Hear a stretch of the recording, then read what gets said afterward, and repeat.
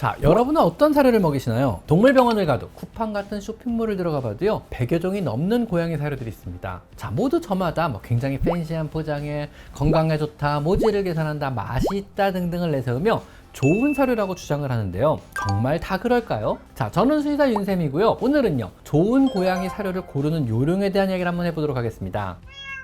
자, 그럼 첫째로요, 사료란 것은 과연 무엇일까요? 사료란 것은요 결국 그것만 평생을 먹어도 건강상의 문제가 일어나지 않는 그런 음식을 말합니다. 만약 우리가요 우주여행을 해야만 하고요 공간이나 편리성상 몇 년 혹은 몇십 년을요 튜브에 든 우주식 한 가지만 먹어야 하는 그런 상황이 생긴다면요 그건 우주여행을 위한 인간 사료가 되겠습니다. 아마 그런 사료를 만들기 위해서는요 수많은 과학자들이 몇십 년을 매달리고 수조 원의 개발 비용을 들여서 만들어야 하는 그런 큰 프로젝트가 될 것입니다. 현재의 사료들이요 바로 그런 것입니다. 단순히 영양이 될 만한 음식을 배합해서 포장한 것이 아니고요 맛, 영양의 균형, 혹은 흡수율, 혹은 보관의 용이성 등을 고려하여 수년간의 연구와 때로는 수십 년에 이르는 데이터들이 모여서 조금씩 레시피가 바뀌며 발전되어 온 것들입니다. 그야말로 식품공학의 정수인 것입니다. 자, 그럼 좋은 사료는요 어떤 사료를 좋은 사료라고 하는 걸까요? 좋은 사료의 기준을 보면요 먼저 첫째로 기호성이 당연히 좋아야 합니다. 즉 잘 먹어야 합니다. 아무리 좋은 사료라고 주장을 해도요 안 먹으면 소용이 없는 겁니다. 당연히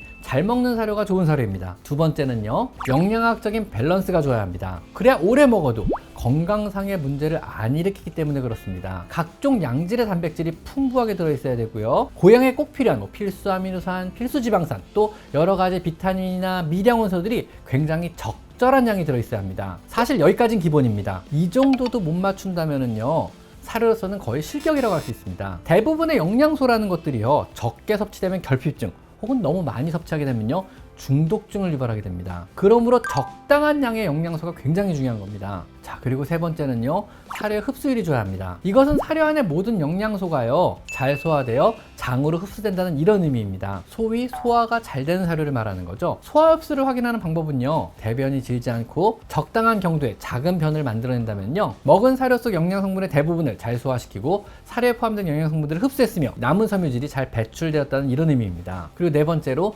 사료를 구성하는 원료가 좋아야 합니다. 당연히 안전하고요 신선한 원료를 사용하여 만든 사료가 좋은 사료입니다. 모든 사료 회사들은요 안전하고 좋은 양질의 원료를 사용하여 사료를 만들었다고 강조하지만은요 우리가 사료의 원료를 확인할 수 있는 방법은 사실 없습니다. 사료 포장지에 예쁘게 그려진 닭이나 즐겁게 웃고 있는 소 등을 보며 그런 애들이 실제로 그 사료 안에 들어갔다고 생각하시는 분은 안 계시겠죠? 자, 여기까지만 보면은요 좋은 사료라는 게 잘 먹고 오래 먹어도 건강상의 문제를 안 일으키고 또 소화도 잘 시키고 원료가 좋은 사료, 사실 왠지 당연한 이야기면서도요 좀 뜬구름 잡는 이야기 같기도 합니다. 자, 그렇다면 어떻게 해야 될까요? 좀 쉬운 방법으로요 브랜드의 신뢰성을 보고 구입하는 방법도 있습니다. 아마 우리가요 고양이를 위해 사료를 선택하는 기준 중에 가장 중요하게 고려해봐야 할 사항이 아닐까 합니다. 왜냐하면 이 브랜드라는 것이야말로요 그 사료가 완성되기까지 몇 년이 걸렸으며 얼마나 많은 자본이 투입되었으며 그 사료를 만드는 철학은 어떤 것이며 현재 얼마나 많은 나라에서 얼마나 많은 고양이들이 먹고 있으며 얼마나 오랜 기간 동안 검증이 되었으며 얼마나 오랜 기간 동안 문제를 안 일으켰는지를 바로 알 수 있기 때문에 그렇습니다. 이건 정말 확인이 좀 쉽지 않은가요? 마치 우리가요 핸드폰을 고를 때 이것저것 따지기 힘들다면요 그냥 애플이나 삼성 갤럭시를 고르는 것과 마찬가지입니다. 들어간 재료도 구체적인 성능도 혹은 만들어지는 공정도 확인하기 어렵다면은요 더구나 가격이 비슷하다면은요 중국이나 일본 핸드폰보다는요 당연히 삼성이나 애플을 고르는 게 정답이 아닐까요?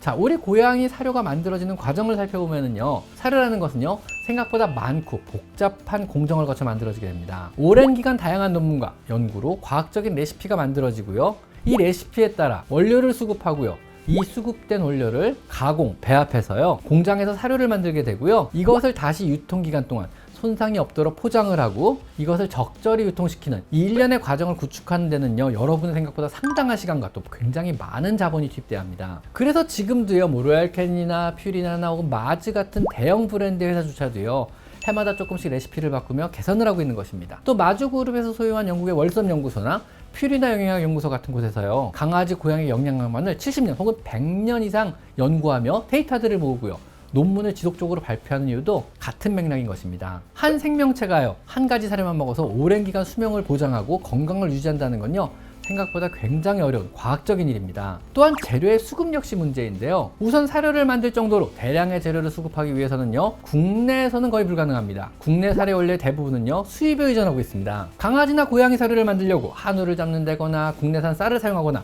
국내산 옥수수를 사용할 거라고 믿는 분 안 계시죠? 양질의 지방이나 단백질 그리고 다양한 신선한 원료들이 사용되는데 이건 역시 수급도 또 국제적인 시세도 굉장히 불안정한 편입니다. 더구나 제조 과정 자체가요, 대부분의 사료 회사들은요, 자체 공장이 아닌 OEM이라는 외주 공장을 이용하게 됩니다. OEM 공장은요, 물론 충분히 인증받은 위생적이며 과학적인 설비로 안전하게 사료 생산은 가능하지만 제조 공정은요, 각 다양한 외주를 주는 사료 회사들의 공정이 동일해지는 겁니다. 사실상 제공한 레시피만 조금 차이가 날 뿐 제조 공정이 동일한 동일 공장에 생산한 그런 사료가 되어볼 수 있는 겁니다. 그 수많은 사료 회사 중에서요, 뭐 자기 공장을 가지고 자신의 브랜드만을 생산하는 사료 회사는요, 충격적이게도 세계적으로도 몇 개가 안 됩니다.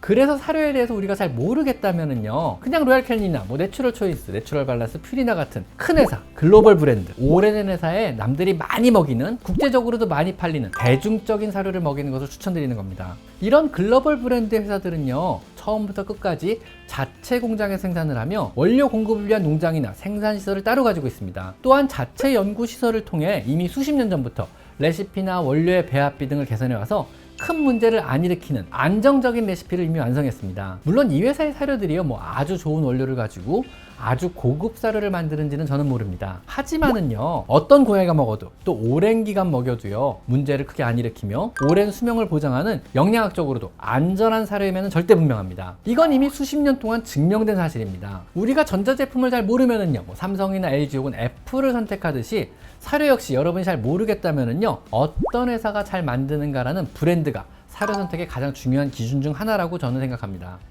자, 지금까지 저는 수의사 윤쌤이었고요. 오늘은 내 고양이를 위한 좋은 사료의 선택 기준에 대한 이야기를 한번 해봤습니다. 자, 오늘은 여기까지 마이펫 상담소였습니다. 감사합니다.